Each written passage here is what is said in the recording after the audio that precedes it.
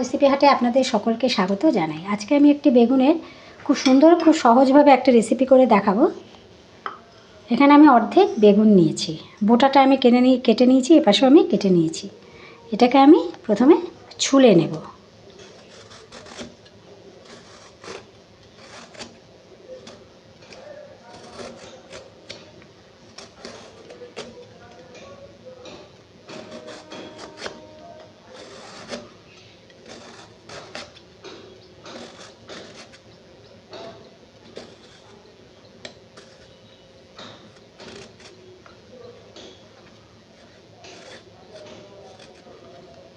পুরো বেগুনটাকে কিন্তু আমি এখানে সুন্দর করে ছুলে নিয়েছি। এবার এটাকে লম্বা লম্বা করে আমি বটির সাহায্যে পিস করে কেটে নেব। দেখুন আমি বেগুনগুলোকে বটি দিয়ে এভাবে লম্বা লম্বা পিস করে কেটে নিয়েছি। এবার এর মধ্যে আমি অল্প নুন মাখিয়ে 5 থেকে 10 মিনিট আমি রেখে দেব। নুনটা মাখিয়ে ভালো করে 5 থেকে 10 মিনিট আমি এটা রেখে দেব। বেগুনে যে জলটা থাকবে সেটা যাতে বেরিয়ে যায়।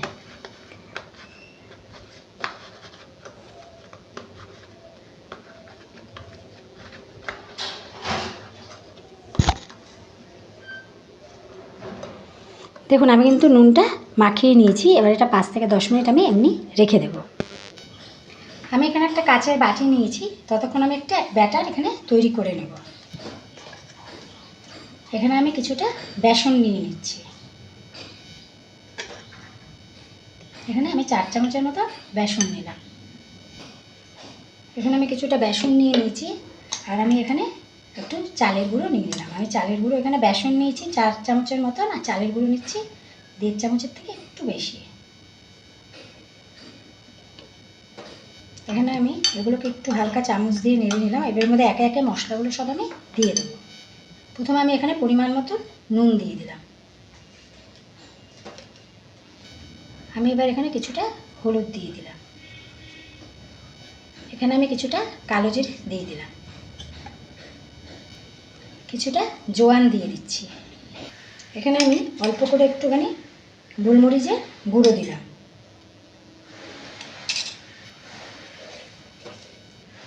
আর এখানে আমি ছোটো চামচের 1 চামচ ধনে গুঁড়ো দিলাম। আর অল্প করে এখানে আমি জিরে গুঁড়ো দিলাম, একদমই অল্প, খুব বেশি না। আর আমি এখানে অল্প করে একটু তিল দিয়ে দিচ্ছি, সাদা তিল দিয়ে দিলাম। আর আমি এখানে অল্প করে খুবই অল্প একটুখানি খাবার সোডা দিয়ে দিচ্ছি। আর একটুখানি দিচ্ছি, ছোটো চামচের 1/2 চামচের মতন দিলাম। এবার আমি এগুলোকে ভালো করে আগে মিশিয়ে নিচ্ছি, তারপরে জল দিয়ে একটা ব্যাটার তৈরি করব। এর মধ্যে আমি আরেকটা জিনিস দিয়ে নিই, একটুখানি কালার লঙ্কা দেব। এখানে আমি একটু কাশ্মীরি মির্চি দিয়ে দিলাম। এবার এটা আমি ভালো করে একটু মেখে নিচ্ছি। নিয়ে এবার জল দিয়ে খুব পাতলাও করবো না, খুব ঘনও করবো না, এরকমভাবে মেখে নেব।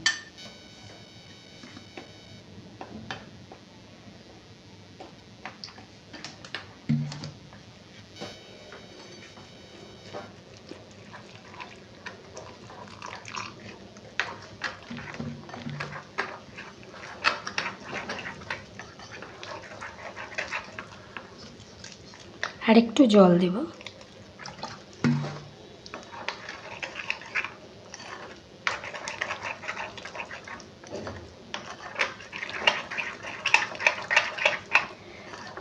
ভালো করে ব্যাটারটাকে মেখে নিচ্ছি। আর একটু জল দিতে হবে।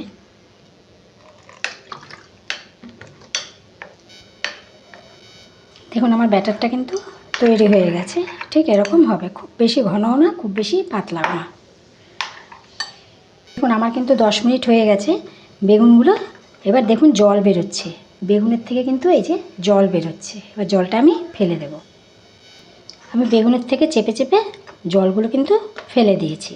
দেখুন এবার কিন্তু বেগুনগুলো নরম হয়ে গেছে। দেখুন বেগুনগুলো নুন দেওয়ার পর নরম হয়ে গেছে। এবার কিন্তু আপনি এটা ফোল্ড করতে পারবেন খুব সহজেই।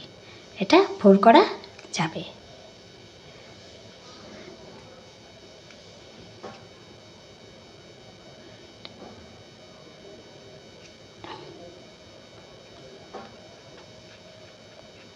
ঠিক এইভাবে আপনি এগুলোকে গোল গোল করে আমি নিচ্ছি।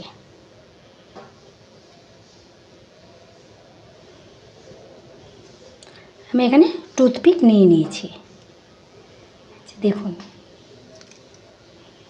ছোটো ছোটো আমি টুথপিক নিয়ে নিয়েছি। এগুলোই আমি এখানে সুন্দর করে রোল করে নিয়ে আটকে নিচ্ছি।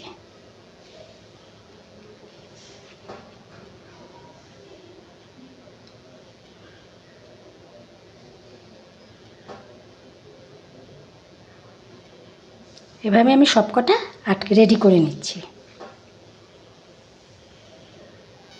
দেখুন আমি কিন্তু বেগুনের শেপগুলো দিয়ে দিয়েছি। নুন দিয়ে ভিজিয়ে রাখলে বেগুনটা কী হবে, সফট হবে, তাহলে এটা রোল করা যাবে। কিন্তু নুন দিয়ে ভিজিয়ে না রেখে আপনি যদি শক্ত অবস্থা করেন তাহলে কিন্তু এটা রোল হবে না, বেগুনটা ফেটে যাবে। এবার এটা আমি যে ব্যাটারটা তৈরি করেছি এটার মধ্যে চুবিয়ে চুবিয়ে ফ্রাই করব।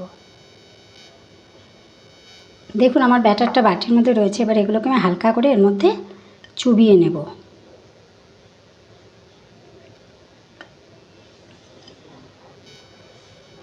এভাবে আস্তে আস্তে করে ব্যাটারটা গায়ে মাখিয়ে নেব।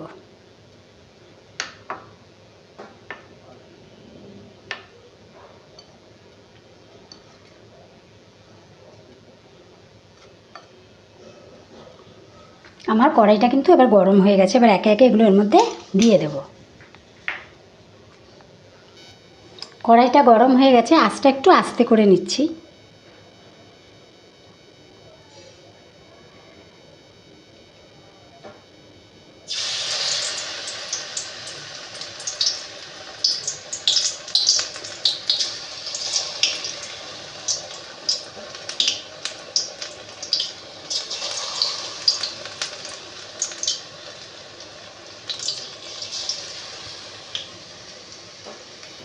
দেখুন এগুলো কিন্তু লাল লাল করে ভাজা হয়ে গেছে। এবার এগুলোকে আমি তুলে নেব। দেখুন এগুলো কিন্তু ভাজা হয়ে গেছে, এবার আমরা তুলে নিচ্ছি। দেখুন আমার কিন্তু ব্রিঞ্জাল রোল রেসিপি, এটা হচ্ছে ব্রিঞ্জাল রোল রেসিপি আমার কিন্তু পুরোপুরি তৈরি হয়ে গেছে। এটা আপনার স্টিক সমেত খেতে পারেন বা স্টিকটা ফেলে দিয়েও খেতে পারেন। আর কমেন্টে অবশ্যই জানাবেন আমার এই রেসিপিটা আপনাদের কেমন লাগলো।